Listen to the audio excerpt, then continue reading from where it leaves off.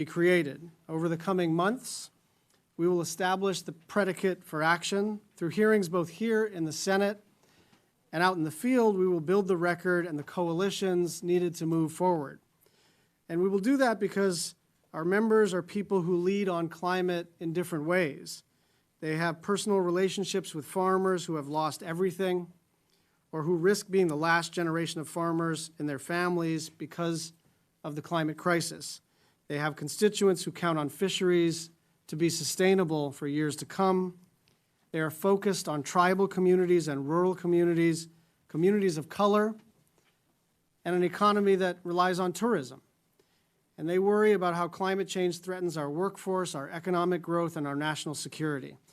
Most of all, this committee understands the need to build a big tent for climate action.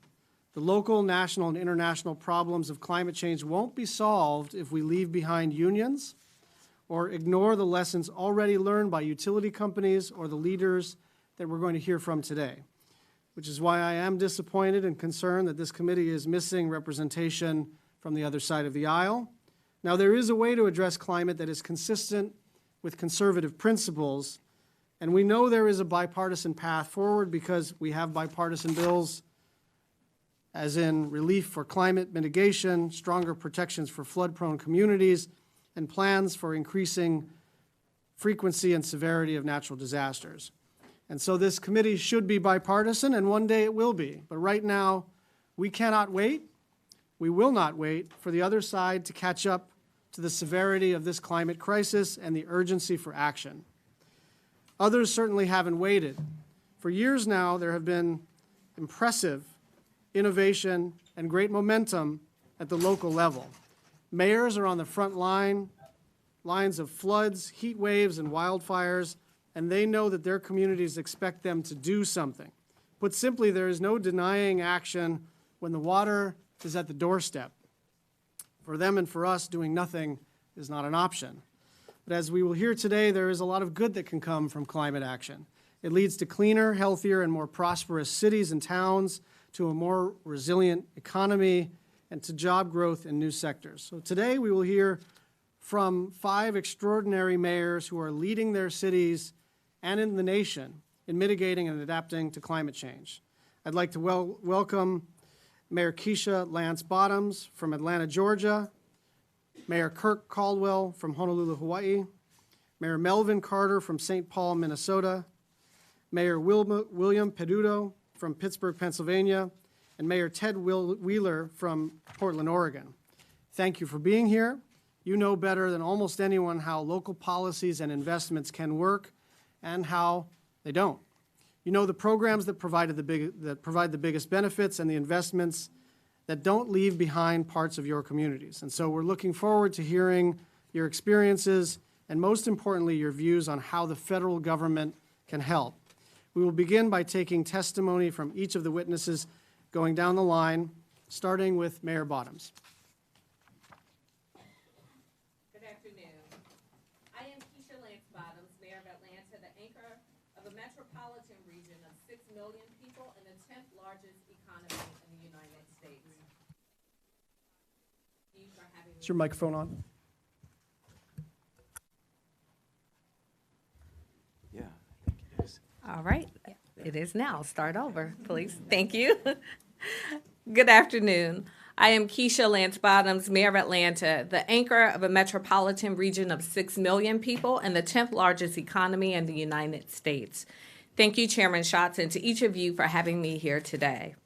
Climate change may well be the equity challenge of our time.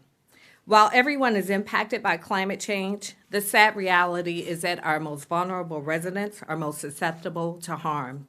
As leaders, it's incumbent upon us to make it plain to all of our constituents why climate change matters, as it is our most vulnerable population who will pay the steepest price of any inaction around this issue.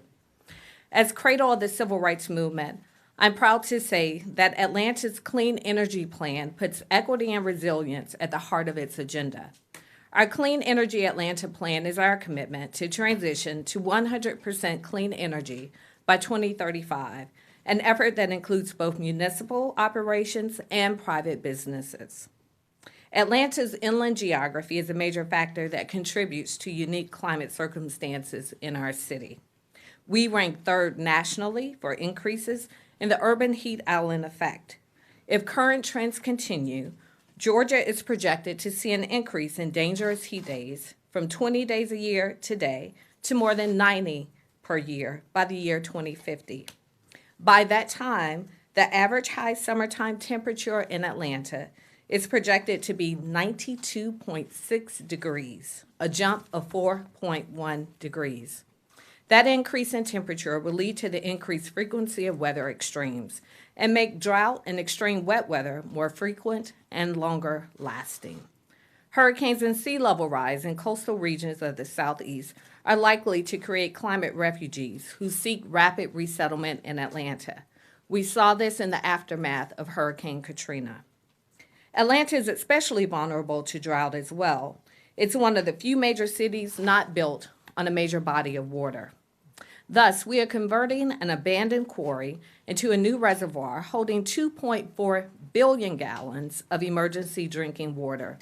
This project will increase our reserve supply for the current 5 days to 30 days or more. This new reservoir will be surrounded by the city's largest park and will cover 280 acres and will help mitigate historic flooding problems that impact our most vulnerable communities. The ongoing disruption of our natural weather patterns is compounded by kitchen table economics, pressures that affect everyday residents and families. Atlanta has the fourth highest energy burden in the nation and the third highest for low-income residents. By investing in energy efficiency programs that reduce energy bills, we can lower cost of living and improve housing affordability for low-income and aging residents. Atlanta is leading by example through our Guaranteed Energy Savings Performance Contract and our performance in the National Better Buildings Initiative, which maximizes energy efficiencies. These programs have helped reduce our region's dependence on fossil fuels, which results in cleaner air quality and better public health outcomes. As a mother of 4 children, all of whom suffer from asthma, I know firsthand the dangers that rising air pollution presents to our populations, especially African American children. We see an average of 26,000 emergency department visits for asthma or wheezing each year in Atlanta, and higher temperatures will make this situation worse.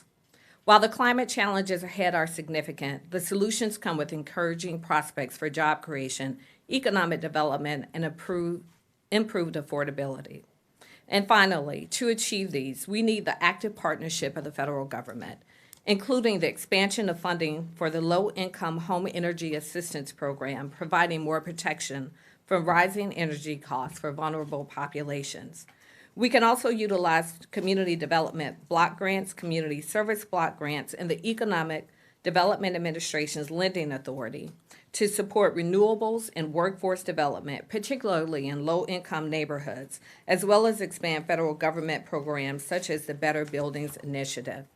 Our federal partners can leverage existing programs from agencies such as FEMA and HUD to build climate resilience in all of our communities. Investments like these will enhance public health and provide sustainable employment opportunities, leading to more resilience and equity for all. There is not a moment to spare. Thank you. Thank you very much. Mayor Caldwell. Good afternoon and aloha. I'm Kirk Caldwell, Mayor of the City and County of Honolulu. It's great to be before your committee, and I have to say, I feel extra proud of the fact that this is the first hearing you're holding and that you've invited mayors to testify. And it's also good to have Senator Duckworth here. We think of her as our third senator. Wanted to thank you for your continued leadership and service on the issue of our time, climate change, and both nationally and at home in Hawaii and in Honolulu, in the case of Chairman Schatz and the rest of you. You know, I just got back recently from Rotterdam, where Rockefeller's 100 Billion Resilient Cities gathered. 100 people, some mayors, but chief resiliency officers. I have to say, the gathering with these people who are creating this infrastructure to address the climate crisis, the climate emergency that Chairman Schatz talked about, gave me great hope. And today, sitting here with fellow mayors who I think are some of the most progressive, forward-leaning in terms of this issue, along with you in this committee, gives me great hope for our country.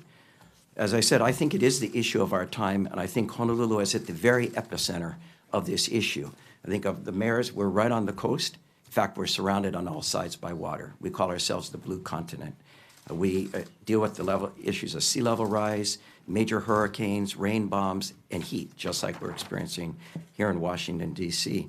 So I want to get right to it. Just to say, here are the things that Honolulu is doing. One, in November of 2016, when I ran for re-election, we also created a Office of Climate Change Sustainability and Resiliency, the first of any city I know of in the country with climate change in it. So it's fully funded now, fully staffed. It'll go on in perpetuity. We're still in on the Paris Accords. The governor and every mayor in the state of Hawaii signed on. I think we're the only state who have done that.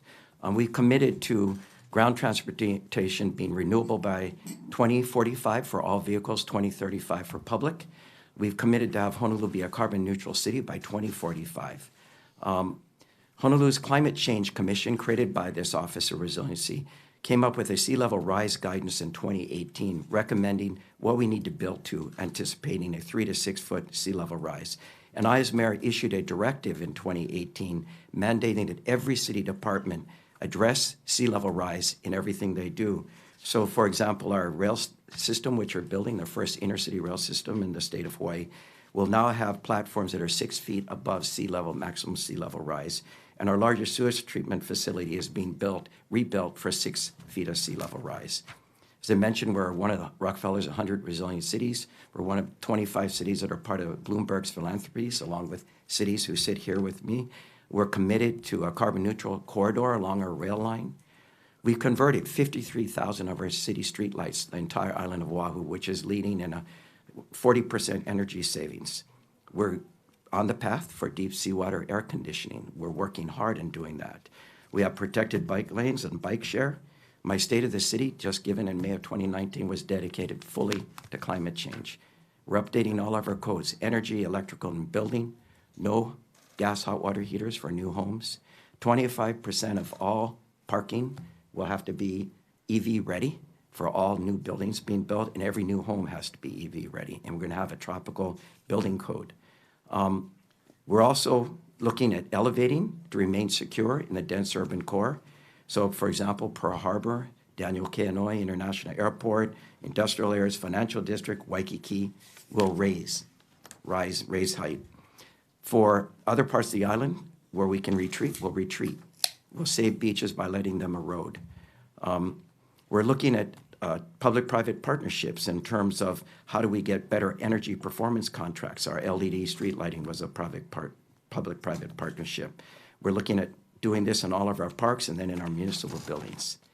I've committed to plant 100,000 trees by 2025, and by 2035, 35% of our canopy in the urban core will be green. We hosted the Climate Mayors Summit in June of 2019, the most mayors attended ever. There are a total of 426 cities now that are part of Climate Mayors, initiated initially by the mayor of LA, Garcetti. At this Climate Mayors Summit, we announced a electric vehicle purchasing collaborative where mayors from cities around this country are going to be purchasing 2,000 electric vehicles, 120 cities by 2020. We're going to leverage our collective buying power, getting more for less. U.S. Conference of Mayors also took action. We hosted that for the first time since 1963. We took action on asking for a comprehensive national response to climate change, which I think this committee is part of that. And we're also asking for a national pricing on carbon emissions.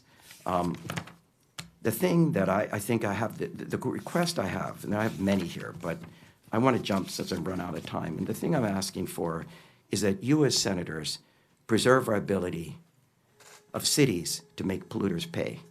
You know, we are concerned, we want to protect the right of cities to sue for climate-related damages. We don't want to see immunity being granted to oil companies who had knowledge of damages and used this information to undermine the science on climate change, and allow us as cities to have our day in court. With that, I'll end my testimony. Thank you so much. Thank you. Mayor Carter. Chairman Schatz, members of the committee, good afternoon, and thank you for the opportunity to testify about what is, without question, one of the most critical issues we face, our climate crisis. My name is Melvin Carter, and I serve as mayor of St. Paul, Minnesota. I want to say a special hello to my senator, Senator Smith. Wonderful to see you here.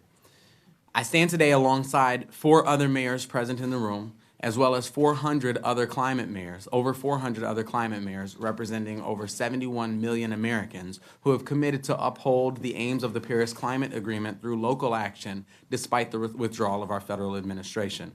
We thank you for your efforts and urge you to continue this committee's work charting the course to a more sustainable future. In the tragic event you've never visited St. Paul, we are Minnesota's capital city, founded 165 years ago where the Minnesota and Mississippi rivers converge. We boast a nationally recognized network of parks and trails and beautiful white stone cliffs for which our original Dakota inhabitants named the area Inijaska. Our most iconic feature is our unmatched 26 miles of Mississippi River frontage that today is filled with canoes, houseboats, and barges that move more than 5 million tons of commodities through the area terminals each year. St. Paul's defining natural features, northern location, and dependency on our river make us particularly sensitive to changes in temperature. From the polar vortex of this past winter to summer heat waves, we have an acute perspective on how our climate crisis plays out on the local level. 3 of our 10 biggest floods ever recorded have occurred in the past decade, and our stretch of the Mississippi River spent a record 42 consecutive days at major flood stage this year, with mitigation costs exceeding $2 million.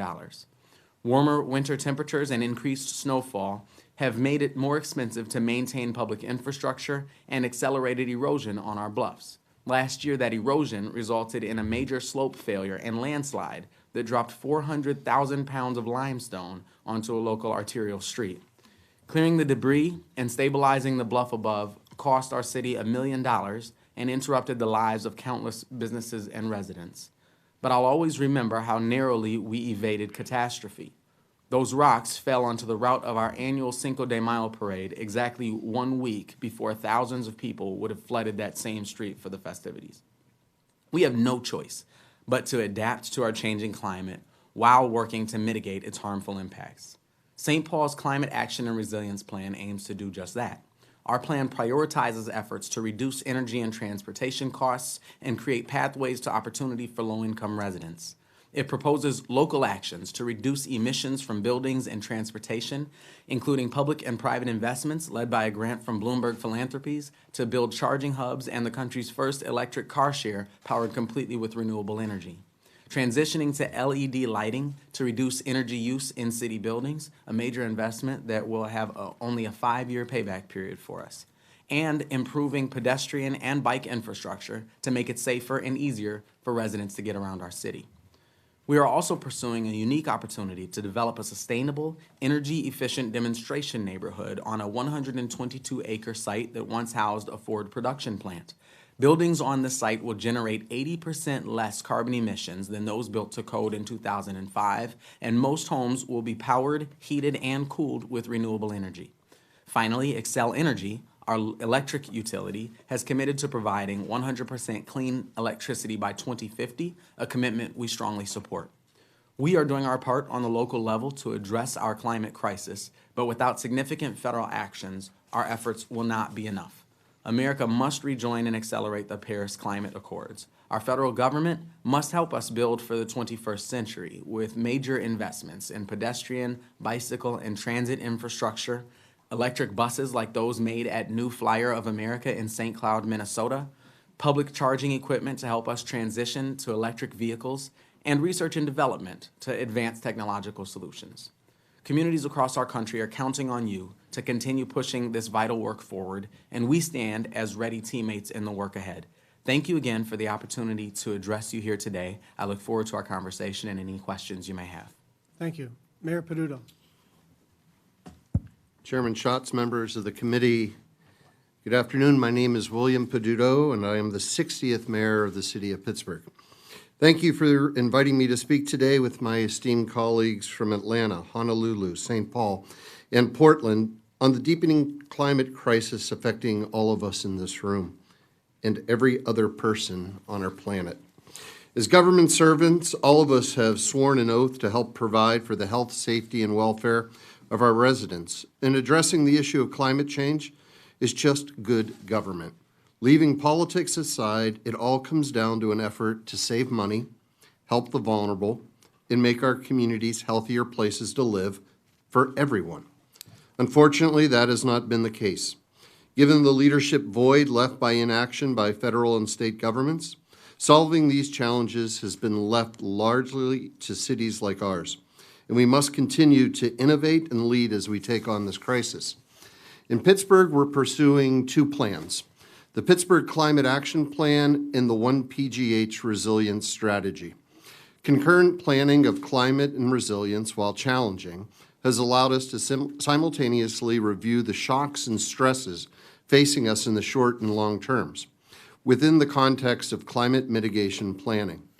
Our process, which consisted of numerous community engagements and enlistment of subject matter experts from our community, universities, and industries, has allowed us to create better alignments among not just the environmental aspects of climate change, but the economic and social ones as well. As part of this effort, we have joined a global effort of cities and local governments, private sector, and philanthropic partners to respond to our changing climate. The 55 square miles of the city of Pittsburgh contribute roughly 4 million metric tons of CO2 equivalent. Almost 80% of these emissions come from the heating and electricity of buildings, 19% from transportation systems, and roughly 1% from waste systems. Using this data, Pittsburgh created its 150 zero emissions reduction goals, which equate to the consumption of 100% renewable electricity for city operations with the vision of citywide zero emissions electrical power, 100% fossil fuel-free fleet, 50% emission reduction, and zero waste.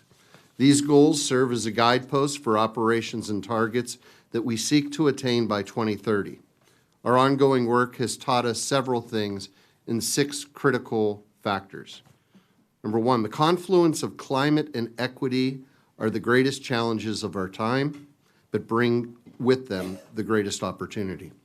By joining these issues together, we can create co-benefits that will create jobs, improve the health of our society, and improve our environment. Number 2, cities are central to the cause of addressing the issue of climate change.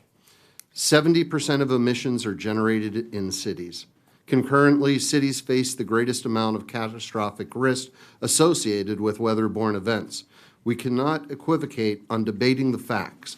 The lack of attention from the White House and Congress is causing us as a country to lose ground in the spaces of innovation, economic opportunity, and technological advancement. However, cities are filling this void and continuing to invest in solutions using American ingenuity. Risk and exposure have not been fully calculated. As we have come to better understand our climate exposure in Pittsburgh, we know firsthand the impacts of disinvestment in aging infrastructure in the absence of federal partnerships and capital investment. Flood risk, extreme weather patterns, and swings in heat and freezing cycles are increasing the costs of energy on our residents and businesses, while endangering long-standing businesses like agriculture and tourism. Insurance rates are rising, and commercial buildings and municipal infrastructure is not built to withstand these new, more frequent weather challenges. We need to adapt to climate changes and mitigation of climate-causing pollutants. Cities need the resources to plan and prepare for a new set of risks. Recently, my sustainability team completed an analysis with Siemens that demonstrates a pathway for creating a just energy transition that puts investment in our aging transportation networks, upgrades our buildings to be more energy efficient, and leverages clean and renewable power systems. We can improve our local air quality, reduce pollution, and create jobs. Our work with Siemens shows that investment in clean power systems like solar, wind, and nuclear, paired with upgrading traffic systems in old buildings to better consumers of energy, is a model that can be replicated in every city across the country. And this can be accomplished through a Marshall Plan for the Midwest. We need to call upon the cities and towns that build America to rebuild America. That helps every community, urban and rural, to invest in ourselves by creating a cleaner, more sustainable economy, to create a transition that allows all to share in the prosperity that can be created by jointly addressing the challenges of climate and inequality, to rebuild an America that uses wind turbines with American steel, to retrofit our buildings with American labor, and deploy technologies that are developed in our colleges and universities' research labs. We can make all this happen by simply working together. I hope these comments are helpful and provide a brief perspective on the opportunities and challenges facing us. Pittsburgh is happy to serve as a resource to our federal partners and appreciates the opportunity to provide testimony. Thank you. Mayor Wheeler.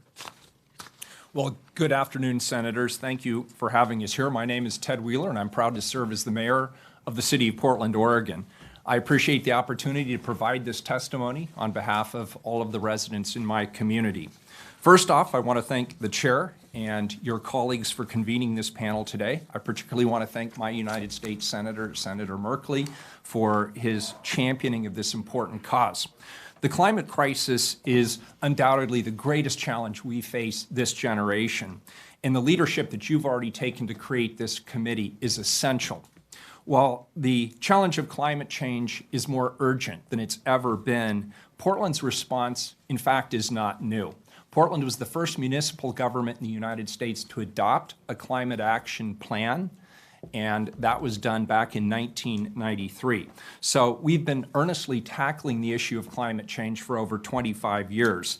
And in that time, we've learned some big lessons about how communities can work together and how we can solve this problem, not only for our immediate constituents, but for the planet as a whole.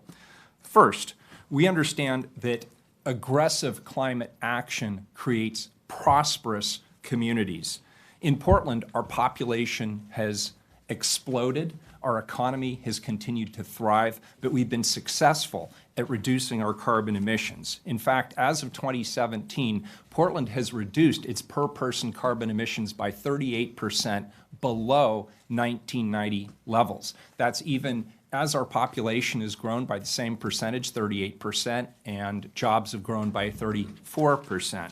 So Portland is living proof that a thriving community and achieving sustainability goals are not mutually exclusive. Second, we've learned that we need to take bold and quick action.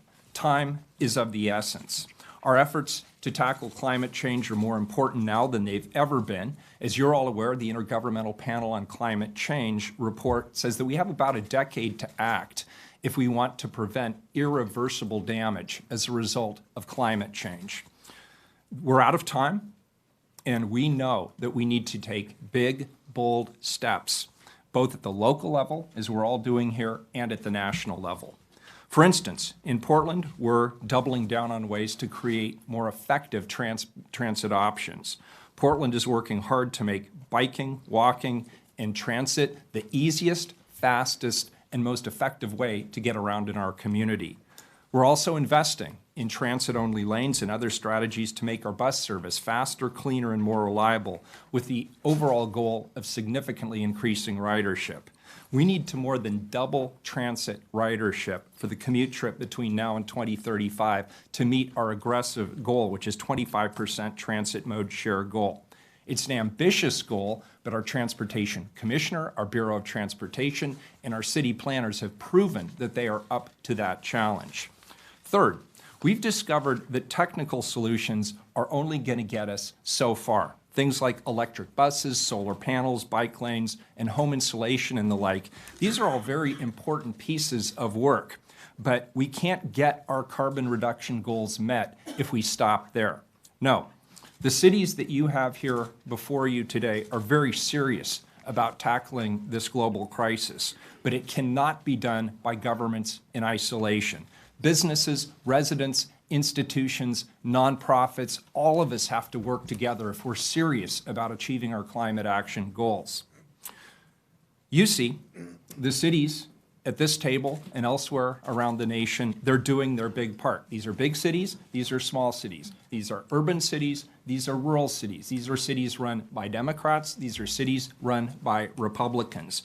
However, our collective success or failure is largely going to be determined by the action that you choose to take at the federal level. We see three clear areas where the federal government can partner with local jurisdictions to help address our climate goals and tackle both health as well as prosperity issues for our communities. First, cities continue to struggle due to a lack of federal support for transportation infrastructure. This is despite the fact that local voters and some state legislatures have already increased resources through these means. A strong federal partner is critical to the development of a multimodal transportation system that promotes safe mobility, supports the economy, and protects the environment that we all share. Second, the removal of tolling restrictions on federally funded roadways, specifically the statutory language in 23 U.S.C. 129A, to create a robust set of tools for state and local jurisdictions to maintain and manage the transportation system is essential. We know that tolling can generate revenues to maintain existing infrastructure, but it's also very important in terms of being able to use our existing infrastructure more efficiently. Finally, your leadership can help advance earnest and open discussions around the valuable concepts contained in the Green New Deal. Working together, we can flip the narrative from today, which is we can't do that, to how do we do that? We know we can do it, and these cities are all collectively demonstrating the path forward. These are the outcomes that Portland is seeking. These are the worthwhile, necessary discussions and actions that we need to focus on if we're going to make effective headway against this global crisis. And we all stand here ready to be your partners to support you in your efforts at the federal level. I appreciate the opportunity to be able to share Portland's ideas with you today, and I look forward to any questions or any discussion that we might have the opportunity to have. Thank you again for including me. Thank you very much to all of our mayors. What a breath of fresh air you all are. These were extraordinary leaders describing what they need to do to lead their cities, and we really appreciate the testimony. The first question I have, and I'll start with Mayor Bottoms and go down the line, is quite simple. What's the most important federal policy from your standpoint?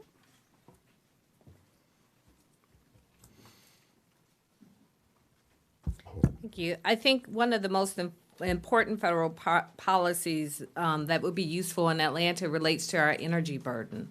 What we are seeing is that residents are continuing to pay more towards energy, and that, of course, is removing their ability to improve their housing, also to address transportation issues and put groceries on the table. So through funding sources that the federal government already offers to residents in the city of Atlanta, expanding those federal funding sources, I think that it will help our most vulnerable residents.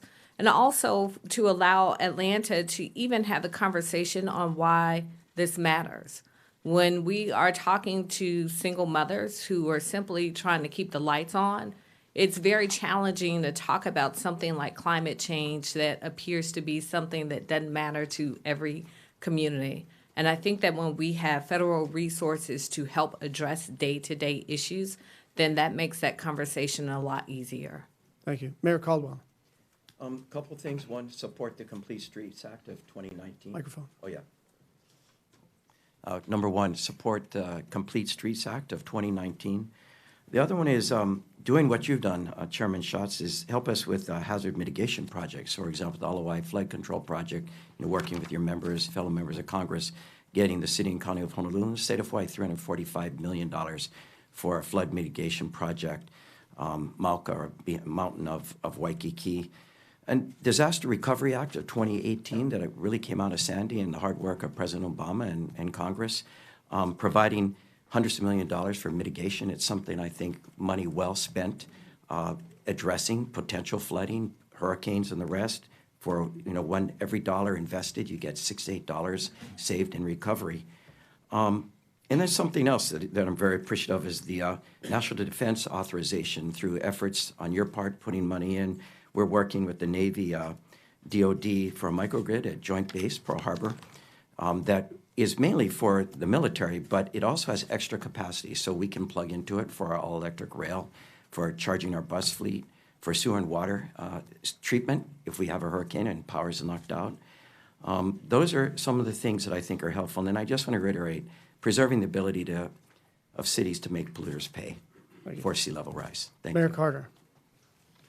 Yes, thank you again. I often share with folks, when we're dealing with large issues of this kind of caliber, that if we're looking for kind of the silver bullet solution, that the one thing that we can do is stop pretending there's one thing that we can do that can solve all of these challenges. That said, one of the reasons St. Paul's Climate Action and Resilience Plan centers around transportation and buildings is because the vast majority of our emissions come from transportation and buildings. And so we are taking efforts to, one, revise our building codes to make sure that new buildings that are built up to new codes that are energy efficient, and that's critical. Support from the federal level is critical where that's concerned. If there's one area that we would love to partner with the federal government, if I had to narrow it down to one area that I think could have far-reaching impacts kind of on all of these other things that we're talking about, I would certainly appeal for increased funding for transit and high-speed rail as an opportunity. I heard Mayor Bottoms say that this is an equity crisis for us, that the impacts of our changing climate are hitting our lower-income communities harder than everyone else. And I was particularly moved, I would say, by Mayor Caldwell's statements about how everyone in their government is responsible for impacting sea rise. I think it's obvious to understand why Hawaii would see this issue with that level of urgency, and I would encourage us all in all of our cities, in St. Paul and certainly in Washington, D.C., to meet it with that same level.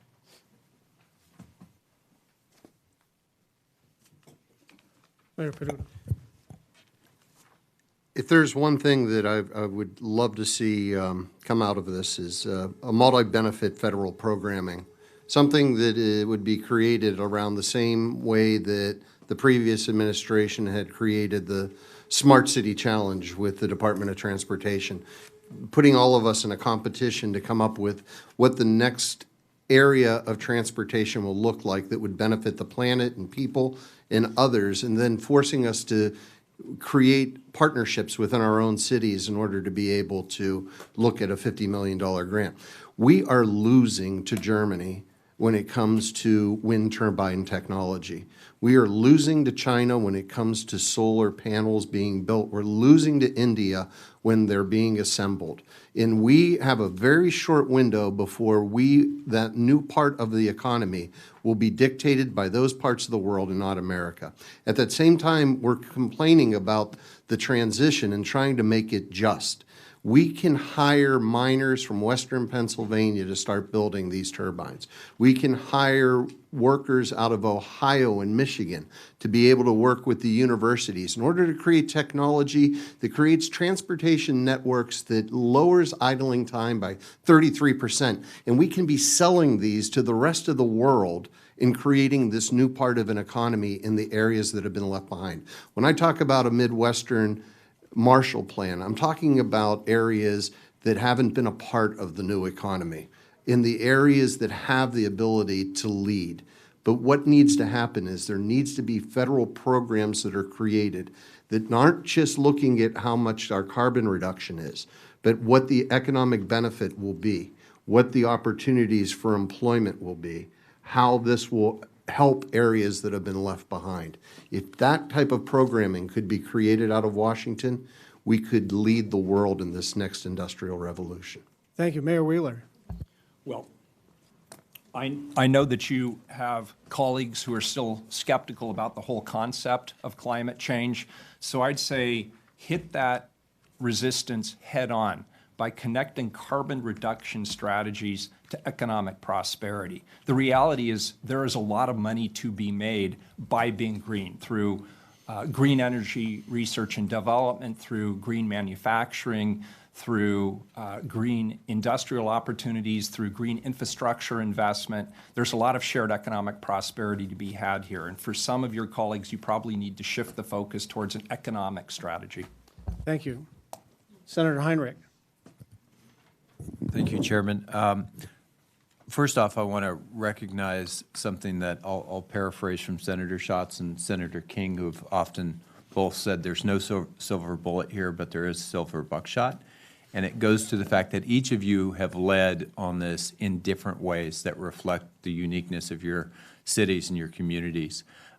If there's one thing that you would simply want to share with other cities around the country and around the world that you feel like you've done particularly well as you've started this journey, what would that story be? And we'll just start with you, Mayor Bottoms, and go right across. We want to just try to keep each, although I went over, I want to keep each member to about 5 minutes because there is a vote starting at 1 o'clock. So we want to make sure every senator has an opportunity to ask a question. The biggest opportunity we've had is not just to partner with the federal government, but also with our foundation partners and our nonprofit partners, including Bloomberg Philanthropies and the Rockefeller Foundation. They have been incredibly helpful and insightful in helping lead Atlanta to chart a course on this issue, and also to working with us, understanding what our equity issues are in our city, to help frame it in a way that it's not somebody else's conversation, but it's important to all of our communities. So I would just say that any leader of any city who's not engaged with one of the nonprofit partners who are leading in this area, I would say they're missing a tremendous opportunity. I think it's creating the Department for Resilience and Climate Change. You know, mayors come and go. I'm termed out in 2020. You don't know who comes after me. But if there's this department that's focused, because we're talking about something, as you mentioned, there's silver buckshot, but it's not one shot. It's multiple shots over a period of time, next 40, 50 years. And so how do we continue to build on the platform of those who came before us? And I think if you institutionalize it and fund it and staff it, you're going to have more success in making sure we stay the course. The other thing I would add, and it was mentioned, you know, Rockefeller's 100 resilient cities and Bloomberg's 25 cities. There is something to be said about gathering a lot of people in one place and sharing best practices, and also giving support and hope to continue this fight. And many of you have been in Jerry Brown's Climate Action Summit in San Francisco about a year and a half ago is another example of the world really gathering. I think these are important, and support from all of you to provide those type of platforms are very helpful. Thank you very much for the question, Senator Chairman Schatz, Senator Heinrich. One area I think that St. Paul is leading in is the concept of reducing, as I mentioned, energy use in buildings. We have a district energy system that powers our downtown. It's a very long time climate solution in St. Paul, which is the largest combined heat and power district heating system in North America, and is eliminating coal by 2020, and it uses 50% local wood waste. To Mayor Wheeler's point, you know, connecting the opportunities to reduce emissions with the opportunities for economic sustainability and growth in our community is a must. And we've successfully been able to partner with our private sector, including our businesses downtown. We recently launched what we call Race to Reduce, which is essentially the TV show Biggest Loser for buildings. We're challenging commercial buildings to benchmark their energy reduction, and we've worked together. We have over 100 buildings downtown and across our city that have signed up for that, and have worked together to significantly reduce the carbon emissions that we are seeing from buildings in St. Paul. Partnership is the new leadership. If there's anything that I can bring back from Pittsburgh, it's the understanding that, as Mayor Bottoms said, the philanthropic community is invested in this, the corporate community is invested in this, and the university and research community is invested in it. Our job is to be able to do the mitigation. All the mitigation will happen at the local level. Federal governments will make decisions, but to actually see the work get done, it's going to happen in regions and in cities. And we don't have a structure of government to be able to do it without partnerships. So we've partnered with the University of Pittsburgh's Swanson School of Engineering to develop a district energy plan so that we're not getting our energy from a coal-burning facility 50 miles away, but we're developing it in the neighborhoods in order to be able to use renewable energy to fuel Pittsburgh. We're working with Carnegie Mellon University and creating Metro Lab, a partnership that is an actual memorandum of understanding so that I can pick up the phone and call them the same way that I can call Public Works Department to patch a pothole. In that system that I talked about traffic signals that actually learn, that are using predictive analytics and artificial intelligence, are in place in our city, and a company is being born from it. That type of a partnership is how we address this issue head on and at the same time be able to check a lot of boxes.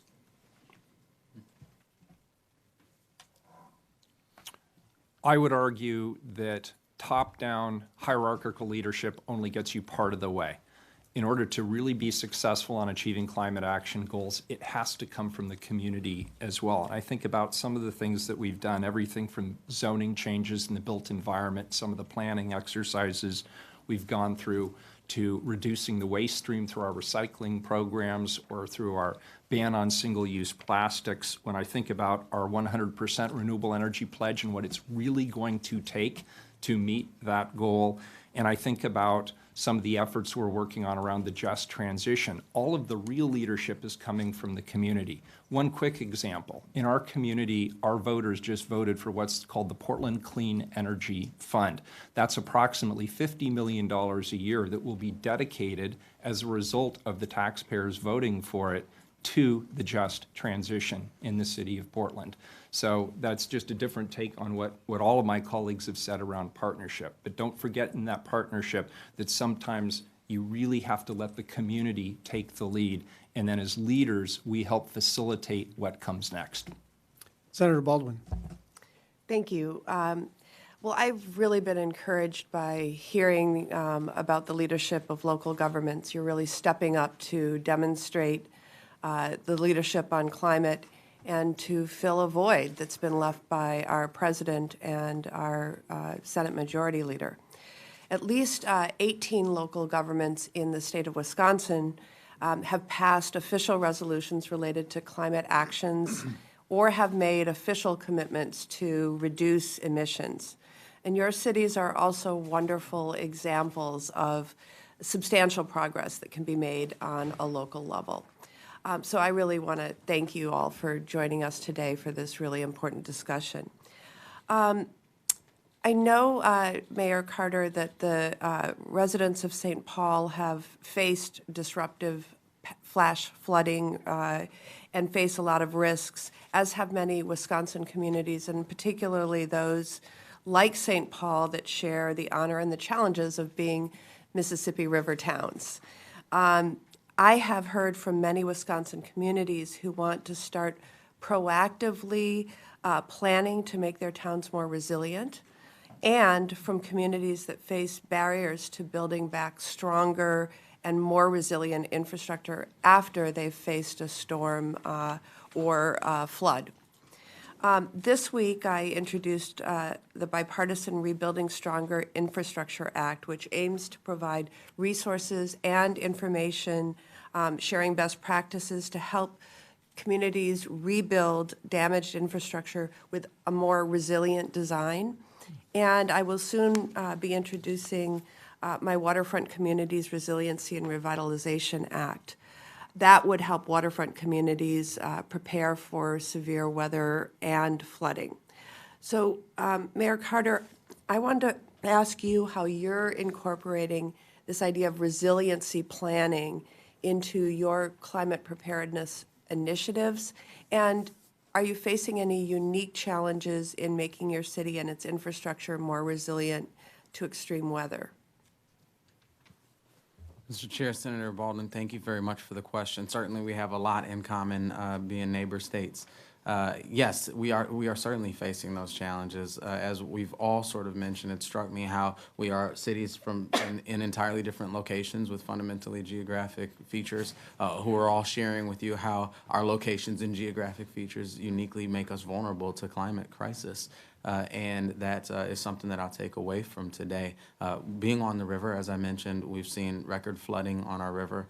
3 of our largest 10 floods ever on our river that we've ever recorded have happened in the last decade. And between the heat advisories that we just had a heat advisory this past weekend, and the record-breaking snowfall, I tell folks in a state like Minnesota or Wisconsin, it takes a lot of doing to break a snowfall record, and we've been doing that. And that record-breaking snowfall that we've been experiencing creates additional costs. It makes it more expensive to maintain public infrastructure. It creates kind of more wear and tear on our streets as that freeze and thaw cycle of the polar vortexes really wreak havoc upon our streets. And that certainly is a major challenge for us. As we're building, I mentioned our new Ford plant, the new neighborhood that we're building along that Ford plant, and as we're seeing a lot of kind of development opportunities right now, one of the things that we've kind of really, I think, led on is thinking about stormwater and how to manage stormwater so that when we have, and this is about adapting to our changing climate, right? Because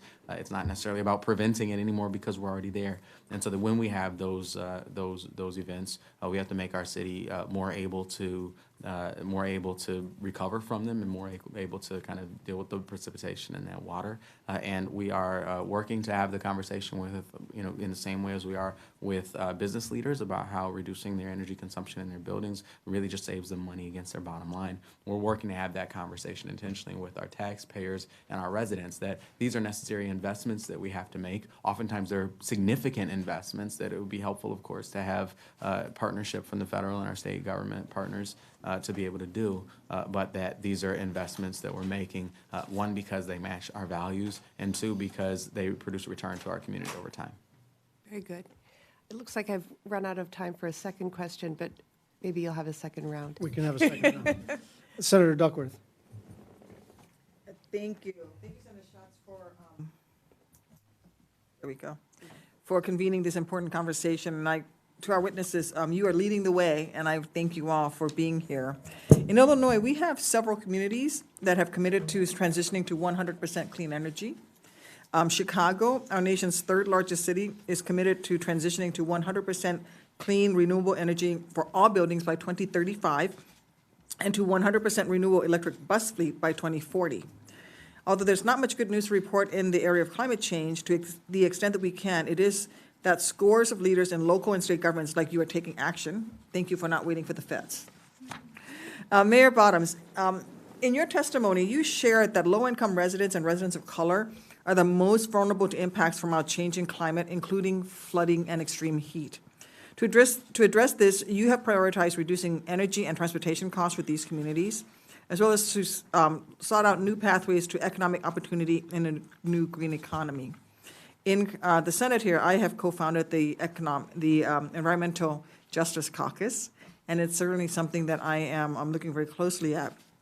Can you please share with us what policies have been the most impactful for you in addressing these issues? And if there are any federal tools in particular that you've used that we can actually make stronger to help places like Atlanta and Chicago to achieve their climate action goals? So for example, are there like any plans or federal action that we could implement that would help you? And are there any tools that you're already using that are federal tools that we could perhaps make even stronger and more readily available? Yes, and thank you. And I'll be happy to share a few that we are already making use of in Atlanta. The National Renewable Energy Lab, we are going to them for resources. Also, I mentioned earlier the assistance from Rockefeller Foundation and Bloomberg Philanthropies, particularly with the Rockefeller Foundation and helping to create our resilience framework, and also helping not just Atlanta, but cities across the country, putting in place a chief resilience officer. The Green Link Group also has assisted the city of Atlanta in creating our clean energy scenario tool. The Department of Energy's Clean Energy for Low-Income Communities Accelerator Toolkit has also been helpful. And also, just even having the discussion around the upcoming census has been an opportunity for us to integrate this conversation and speaking, especially with our underserved and often undercounted communities, why a census count matters, because obviously it's helpful to us to get additional federal funding in our underserved communities. Are there any particular federal grant programs or anything like that that you've used that you can think of? You mentioned the Department of Energy has their packet. Is there anything else like that that's not a not-for-profit, but is a federal program that we here on this side of the dais might be able to help with? I think, again, going back to the clean energy assistance, and as we are having this conversation in our communities and helping communities, our underserved residents with their energy bills, and also to help convert some of our housing that we are working to create an affordable housing pipeline in the city of Atlanta. We have a goal of creating and preserving 20,000 units of affordable housing in the city of Atlanta by 2026. Assistance in that program as we undergo construction and redevelopment of those homes to help us make sure that they have sustainable and clean energy would be tremendously helpful. Thank you. Mayor Pedotto, like the Sioux City, Southern Illinois has played a major part in powering our country, especially with our coal miners in the far south, and I fear that these communities will be left behind. Despite their contributions to our nation, if we don't give them specific prioritizations as we consider plans to affect climate change, this will truly happen. And you mentioned the need for a Marshall Plan for the Midwest. Could you describe broadly the policies you would like to see included in such a plan? Absolutely. Being from Western Pennsylvania, growing up there my entire life, I saw my area die. I saw my city come back slowly, but the areas around Pittsburgh, just like in other areas in the Rust Belt, haven't come back.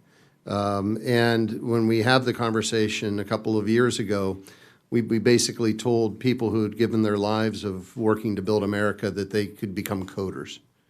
It was tone deaf.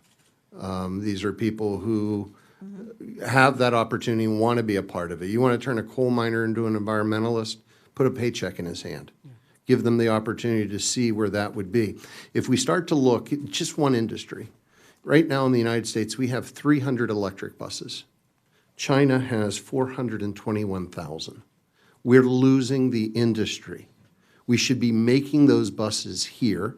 They should be employing people from Detroit. They should be made and being exported around the world. And we should be using the technology out of the University of Michigan and others to be able to create batteries that can be able to hold a charge longer than anywhere else. There is an entire new economy being born, but we're not investing in it. So a specific plan would address those types of technologies that would help to reduce our carbon footprint while putting us on a competitive advantage against the rest of the world in providing tax breaks into those areas that have been left behind geographically to locate in those areas and employ those people.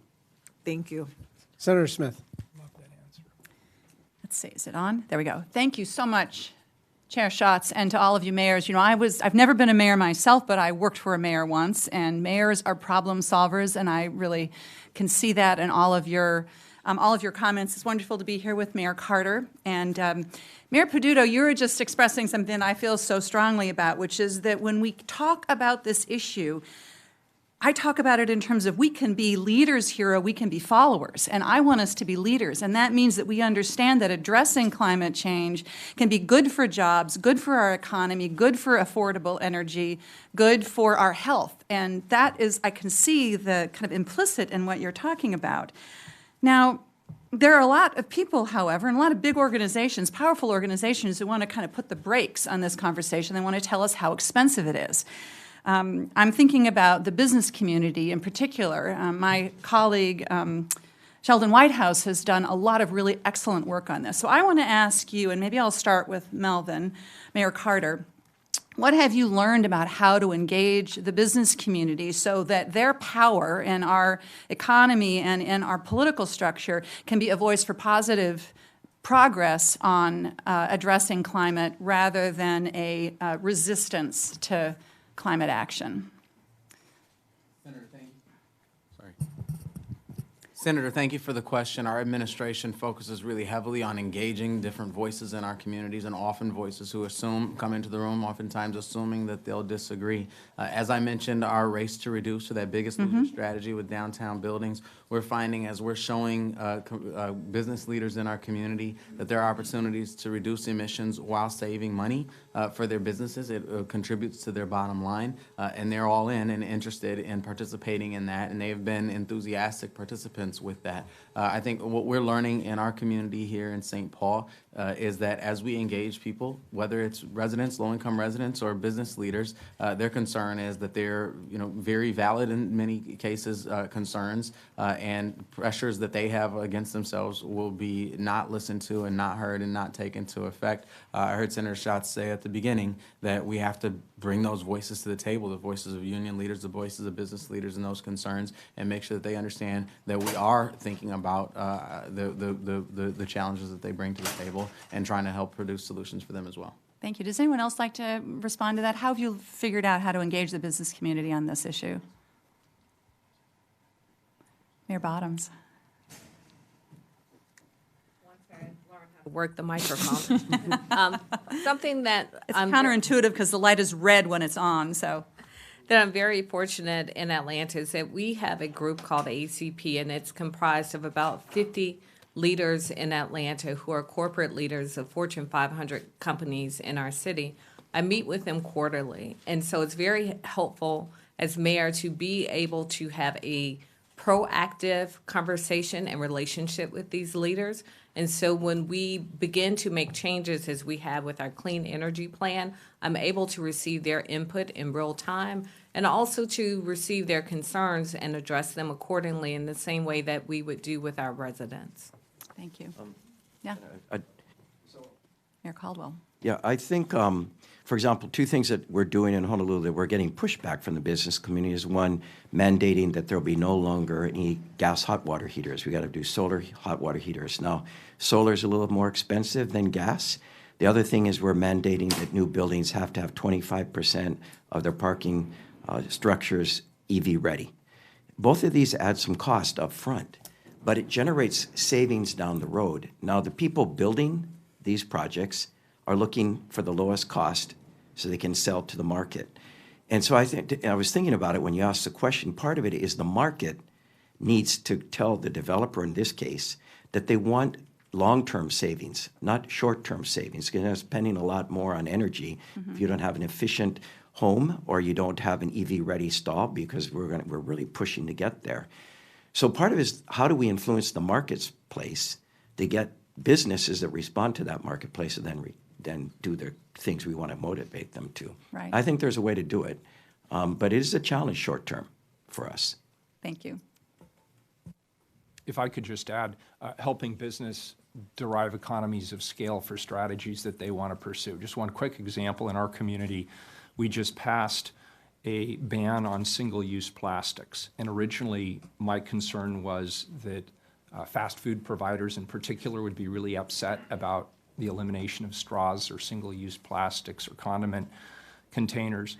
The opposite turned out to be true. They actually want to do this, but they also need the R&D market to evolve and to mature and to help them have products that will actually work for their customers, because they're hearing from their customers that they want to move to greener solutions. And so if we can work with them, Right. if there's partnership and it's a genuine partnership and it's not just coming to the table at the last minute and saying you need a tax, but instead helping them solve some of their business case problems, then you can actually have a pretty authentic and rich relationship. And I felt like in the case of our single-use plastic legislation, that was exactly the case. Thanks so much. Senator Merkley. Thank you very much, everyone, for coming to share your ideas and thoughts, and particularly Mayor of Portland. So delighted to have you here. Thank you. I want to start out with a question to Mayor Caldwell. And you noted that you banned new gas hookups. And do you have a gas utility that had major opposition to that? And if so, how did you address that?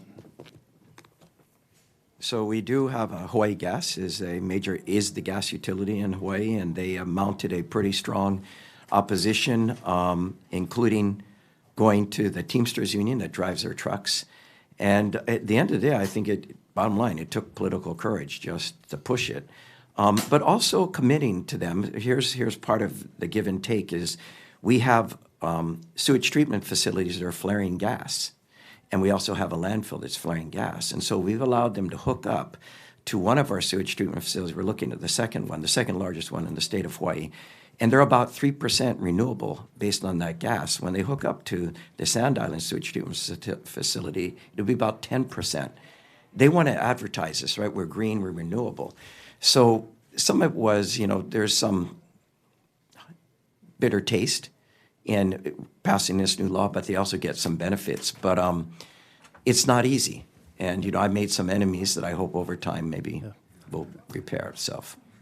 Thank you. And Mayor Wheeler, you mentioned the Clean Energy Initiative that will produce, and actually, I think you mentioned up to $50 million a year.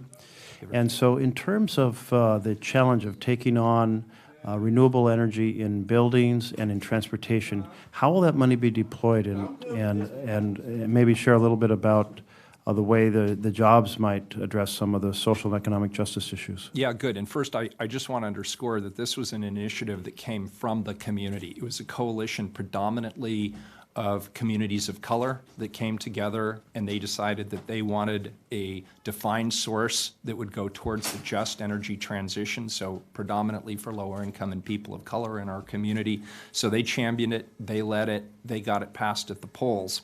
That being said, the way that it'll be deployed is part of the ballot measure required that an allocation committee from the public be impaneled, and they are being impaneled now, and they will determine how those resources are actually allocated based on the criteria and the framework that was specified in the ballot measure. So again, it's community-driven, community-led, with the City of Portland being an effective partner.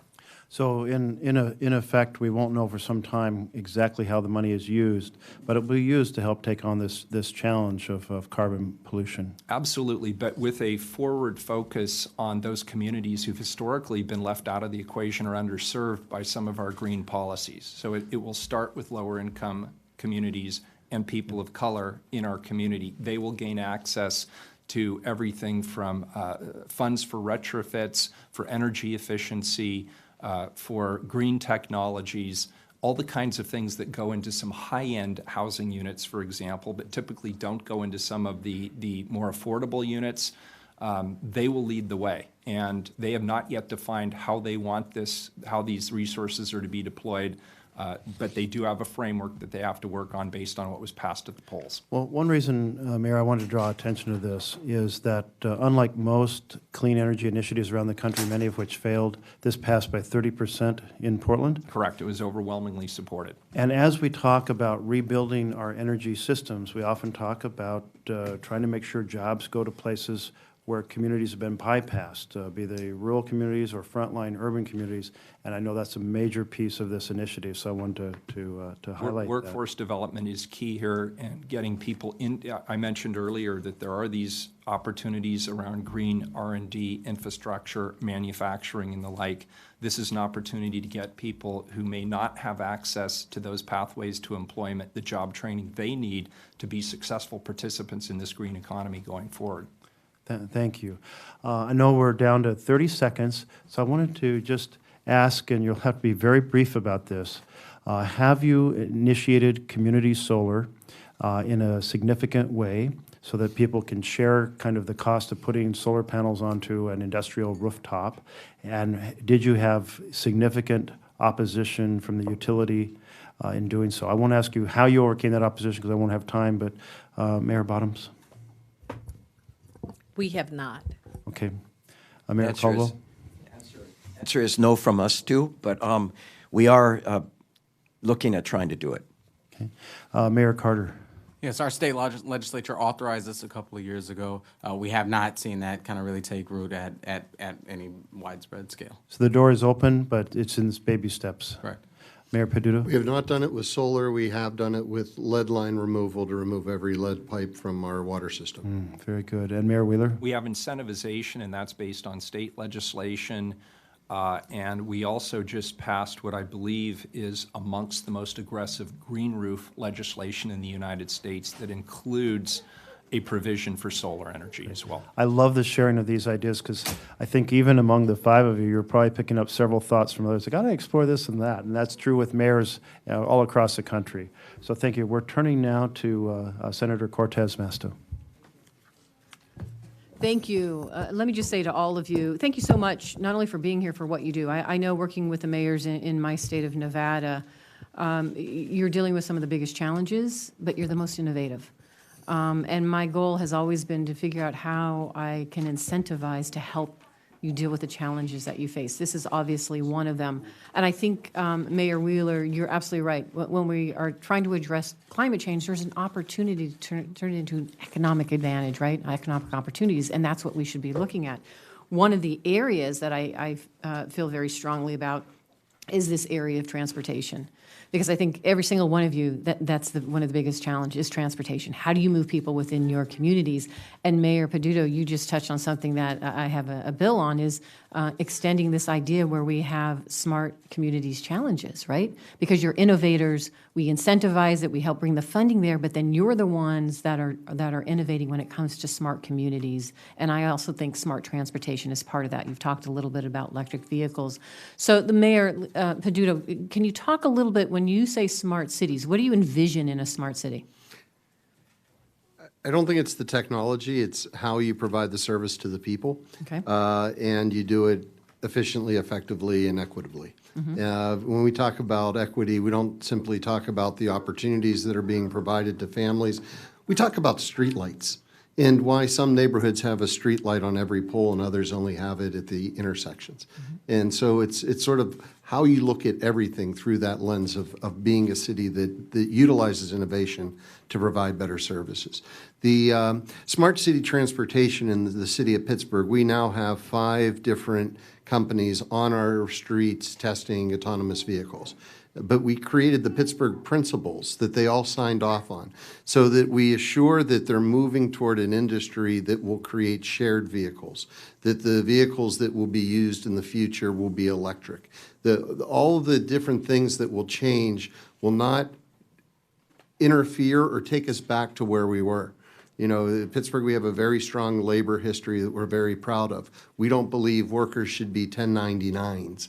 We believe that they're not independent contractors. They are employees of that company. And when that company doesn't take on the responsibility, then we pick it up as taxpayers. So when we think about how that technology and that change happens, we don't want to give up what we fought for decades. Right. I view that as the smart component of it. Sure, sensors will be able to look not only at the next intersection, but a mile down the road, and the traffic signals will be talking with those sensors that will be talking with those cars all in the next couple of years. But if it doesn't benefit society, then it isn't smart. Right, and the key is to make sure it does just what you said, makes it more accessible, people have the ability to get around, it's affordable, and move people within your system. So what we all know is transportation accounts for nearly 30% of all greenhouse gas emissions and is the largest single contributor to the climate change crisis in the United States. I think that's why I'm hearing from every single one of you, electric vehicles, electric buses is a way to address that issue. But let me ask you this. And I think it's absolutely a path that we should be going down. We should be leading in this country.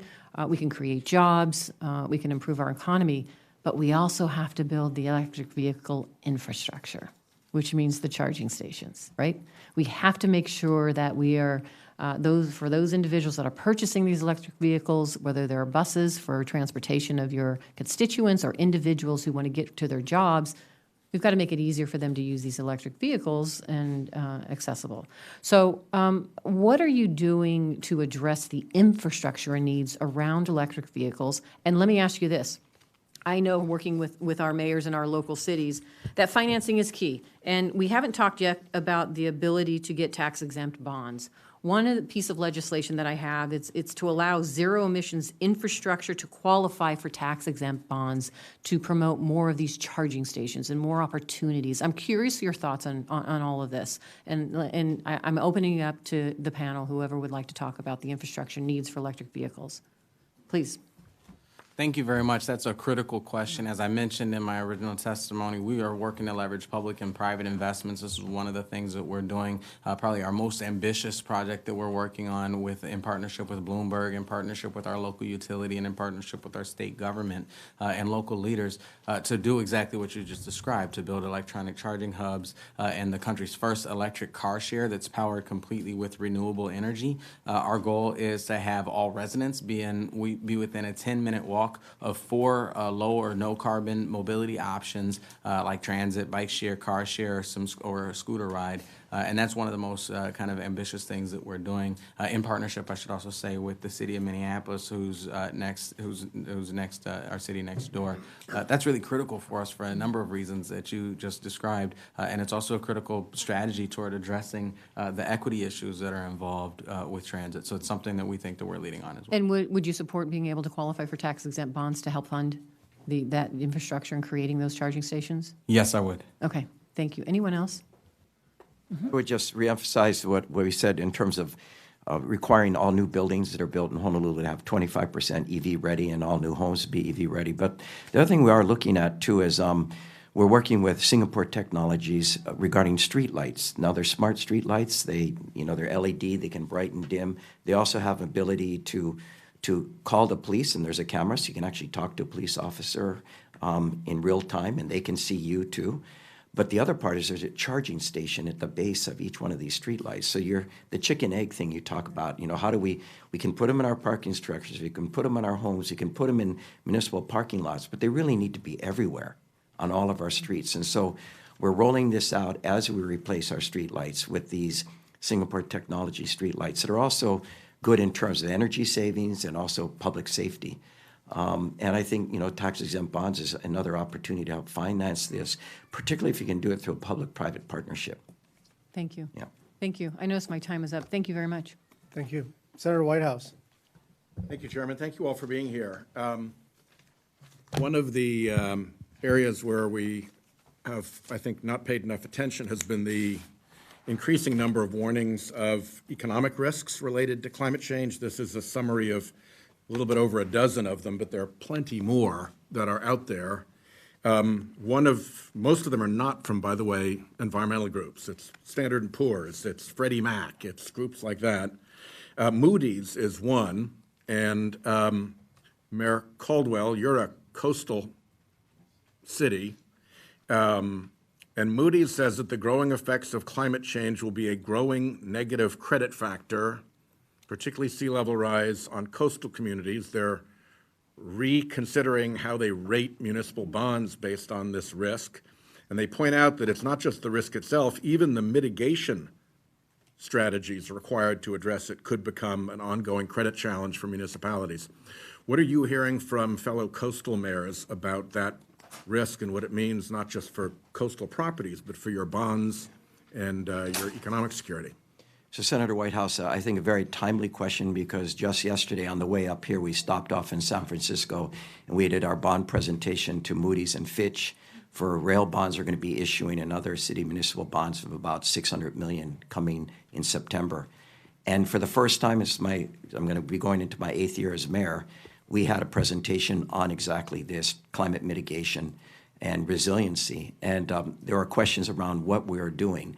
And I've heard from other mayors when I was in Rotterdam for the 100 Resilient Cities, Miami Beach, Dade County are all being asked by Moody's and Fitch and others, what are they doing to address, in their case, mainly sea level rise? And it's going to affect their bond rating unless they show what they're doing, but also how do they pay for it? So I think it is, and these aren't environmental organizations. They're not environmental. They're credit organizations. Yeah, they sit there and they look like investment banker type guys, and they're just concerned about, we're issuing bonds, we're rating your bonds, and are you going to be able to pay them back given what's occurring in your city? So one of the differences between your worlds and our world is that we heard a lot of good talk about how at the mayoral level, at the city level, there's a lot of cooperation with the corporate community. In Congress, the corporate community is basically AWOL on climate. Even the very best performers on sustainability, websites, supply chains, completely chicken out as soon as they get to this building. And climate change completely falls out of their lobbying. They couldn't care less. Completely falls out of their electioneering. They couldn't care less. And that leaves only, the bad guys, because the fossil fuel pirates are still at this full blast, despite what their CEOs may say. And it also leaves their trade associations. And Influence Map, I'm showing this is Influence Map's listing of who the worst trade associations are.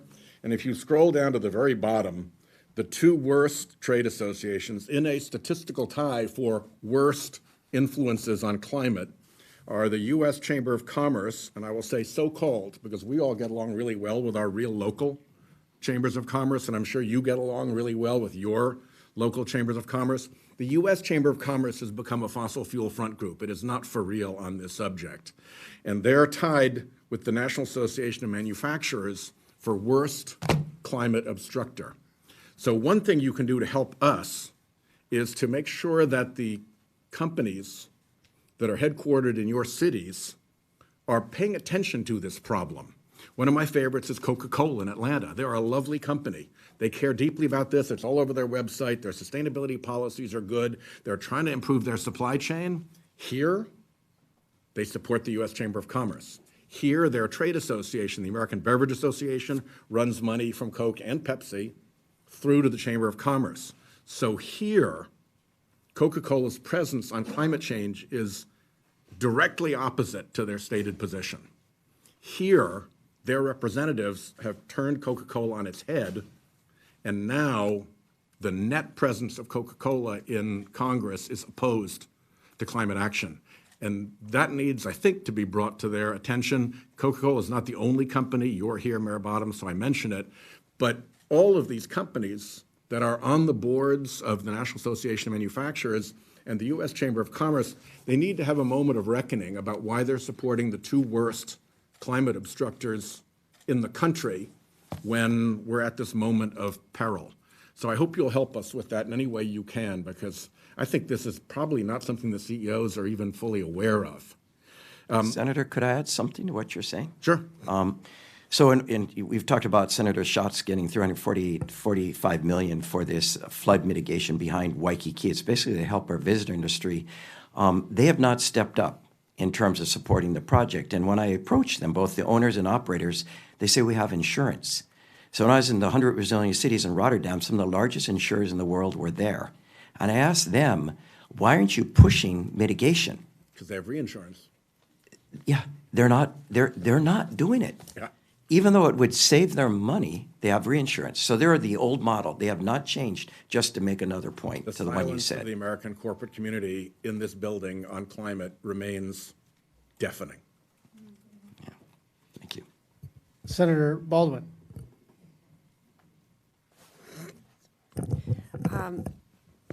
So I want to turn to perhaps a lighter topic, but not so light when we mesh it with climate change, and that's recreation. So, Mayor Caldwell, I'm not going to make too many comparisons between Wisconsin and Hawaii.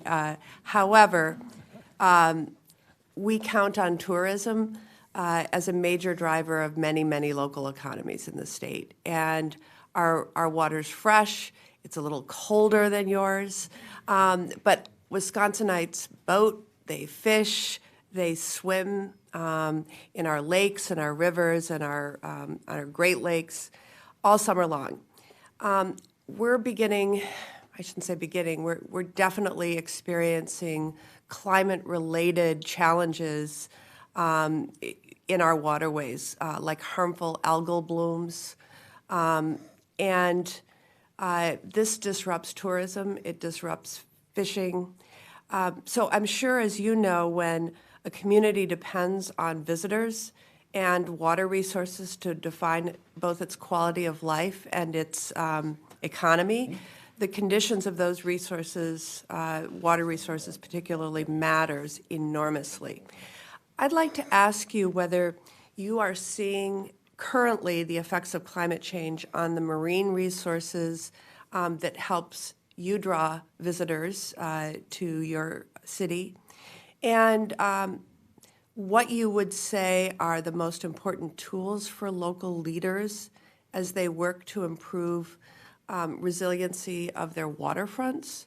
And lastly, do you think the types and opportunities for recreation will actually change as Hawaii's waters change? Senator, it's a very good question, and I wanted to share with you one thing. back in the year 2000, I worked on a presidential campaign that didn't turn out, and they sent me to Wisconsin for a month in October. And I came home and told my wife, Wisconsin has the aloha spirit. You know, I'd show up in towns and people would welcome me into their homes, give me a key to their house and a car. They didn't even know me. And it's beautiful. I mean, the rolling hills and the lakes everywhere, so I know exactly what you're talking about. A couple of things. We are experiencing, because of warming of the oceans, a couple of things all around our island, from Waikiki to the North Shore, you know, where the Sunset Pipeline, Waimea Bay. We have days when the water is polluted, and they have to shut down the entire beach, and it's just naturally occurring because of the warmer water, and it's not moving enough, and so it creates a problem. It's embarrassing when you have to shut down Ala Beach Park next to Waikiki, or Hanauma Bay, which is a marine preserve. From time to time we have to do that, and that's because of the sea level getting, the seas becoming warmer. The other thing we're having is coral bleaching as it gets warmer, and so our reefs are getting bleached, and with reefs dying, the fish habitat is not as good. You get algae blooms, and there's those problems. Now, people coming to Hawaii, visitors and local people, they want to see clear blue water with beautiful tropical fish, and so it's impacting. And that is something I don't have an answer to, right? We have a warming environment, and our oceans are becoming warmer and more acidic because it's absorbing the carbon that's being emitted by all of us around the world.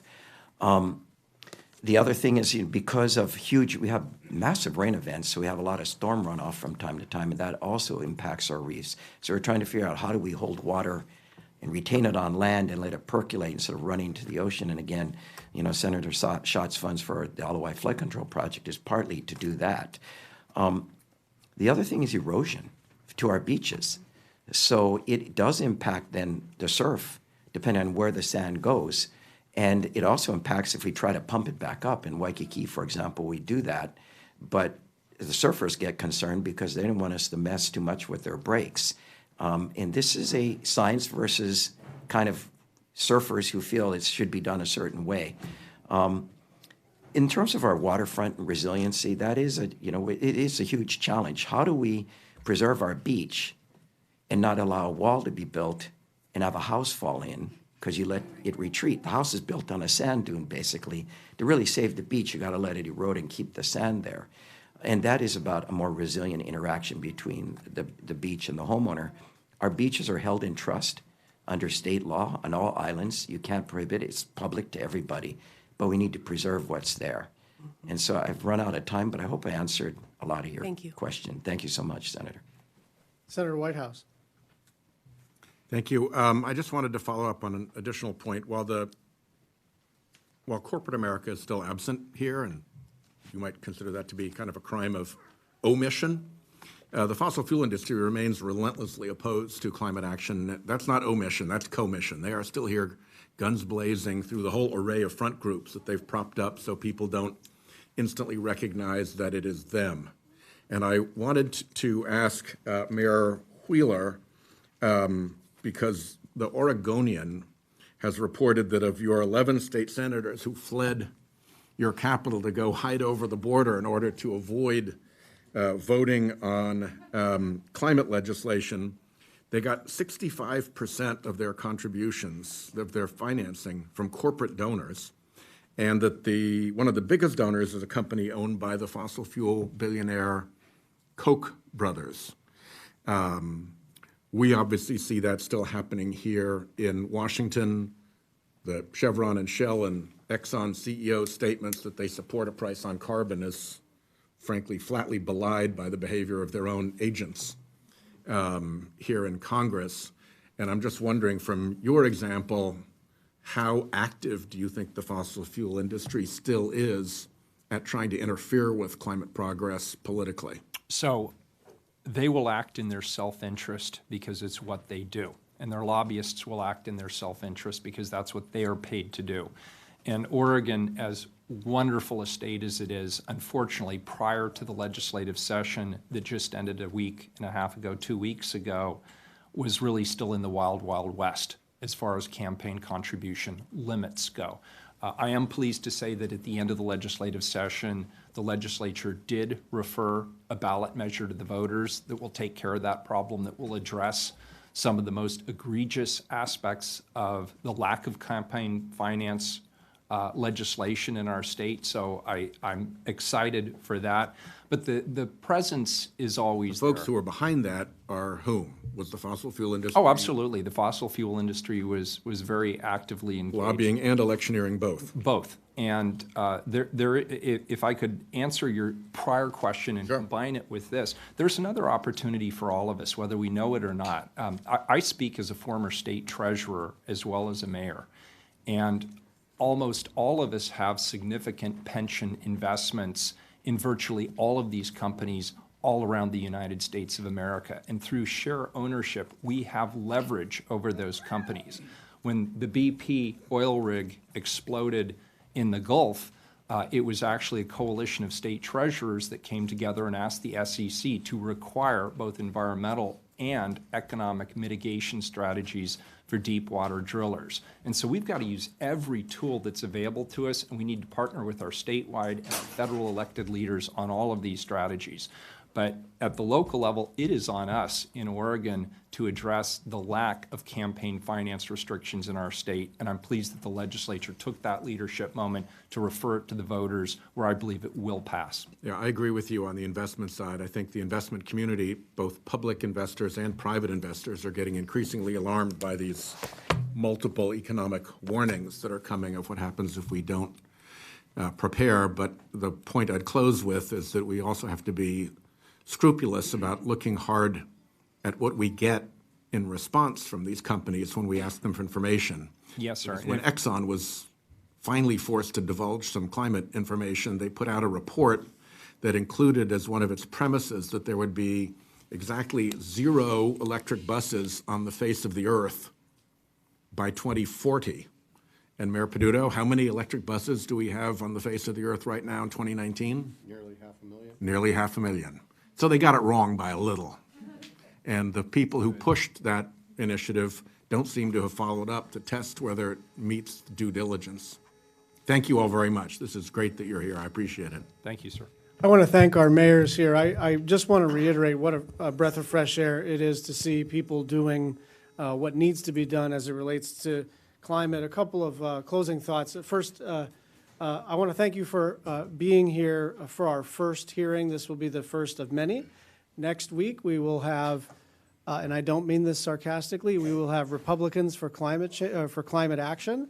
So that should be a really interesting hearing, but we will continue to lay the predicate for climate action if and when we are in a position to take action in the Congress in 2021. And I am absolutely struck by what Mayor Peduto said.